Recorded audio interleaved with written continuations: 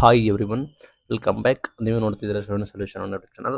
ಕ್ರೈಸ್ ನೇಮಕಾತಿ update bead ಅವರಿಗೆ ಅನ್ಯಾಯ ಆಗ್ತಿದೆಯಾ ಏನೋ ಸಂಪೂರ್ಣ ಮಾಹಿತಿ ಅಂತ ತಿಳಿಸ್ಕೊಡ್ತೀನಿ. ಚಾನಲ್ಗೆ ಸಬ್ಸ್ಕ್ರೈಬ್ ಆಗಿಲ್ಲ, ಸಬ್ಸ್ಕ್ರೈಬ್ ಆಗಿ ವಿಡಿಯೋ ಇಷ್ಟ ಲೈಕ್ ಮಾಡಿ. ನಿಮಗೇನು ಕ್ರೈಸ್ ಶಿಕ್ಷಕರ ನೇಮಕಾತಿ ಕೂಡ ಇದೆ, ನಿಮಗೆ ಗೊತ್ತಿರೋಕೆ ಅದನ್ನ ಆಲ್ರೆಡಿ ಆರ್ಥಿಕ ಇಲಾಖೆ ಅನುಮೋದನೆ ಕೊಟ್ಟಿದೆ. ನೋಟಿಫಿಕೇಶನ್ ಮಾಡ್ತೀವಿ ಅಂತ ಘೋಷಣೆ ಕೂಡ ಮಾಡಿದ್ರು. ಇನ್ನು ಕೂಡ ಕೆ ಎ ಕಡೆಯಿಂದ ನೋಟಿಫಿಕೇಶನ್ ಕೂಡ ಆಗಿಲ್ಲ. ಅದಕ್ಕೆ ಆ ಕಂಪ್ಯೂಟರ್ ಕೂಡ ಆಯ್ತಾ ಇದ್ದಾರೆ.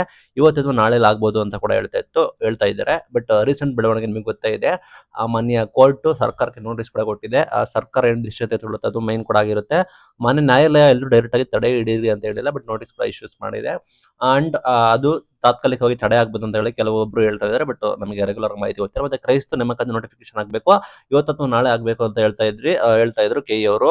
ಇನ್ನ ಯಾವ್ದೆಲ್ಲ ನೆಕ್ಸ್ಟ್ ಯಾವ್ದೆಲ್ಲ ಆರ್ಥಿಕ ಇಲಾಖೆ ಅನುಮೋದನೆ ಕೊಡುತ್ತೆ ಅದನ್ನ ನಾವು ಸೆಪ್ಟೆಂಬರ್ 1ನೇ ತಾರೀಕು ನಂತರ ನಾವು ನೋಟಿಫಿಕೇಶನ್ ಮಾಡಿಸ್ತೀವಿ ಅಂತ ಕೂಡ ಕ್ರೈಸ್ ಕಡೆಯಿಂದ ಮಾಹಿತಿ ಕೊಟ್ಟಿದ್ರು.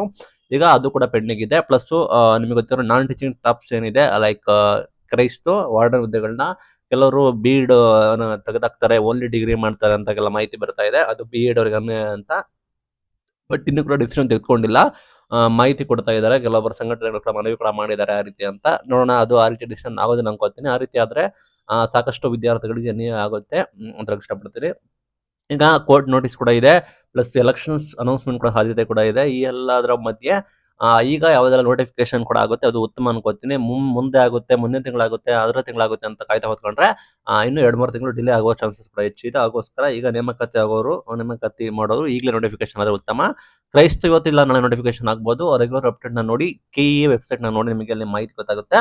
ಪ್ರಾಬಬಲಿ ನೋಟಿಫಿಕೇಶನ್ ಆದ್ರೆ ಲೈಕ್ ಇನ್ನು ಕೂಡ ಯಾವುದೇ ರೀತಿ ತಡೆ ಇಲ್ಲ ಅನ್ಕೋತೀನಿ. ನೋಟಿಫಿಕೇಶನ್ ಡಿಲೇ ಆದ್ರೆ ಮಾಮೂಲಿ ಹೈಕೋರ್ಟ್ ಡೈರೆಕ್ಷನ್ ಪ್ರಕಾರನೇ ಲೈಕ್ ತಡೆ ಆದ್ರೂ ಕೂಡ ಆಗ್ಬೋದು. Thank you.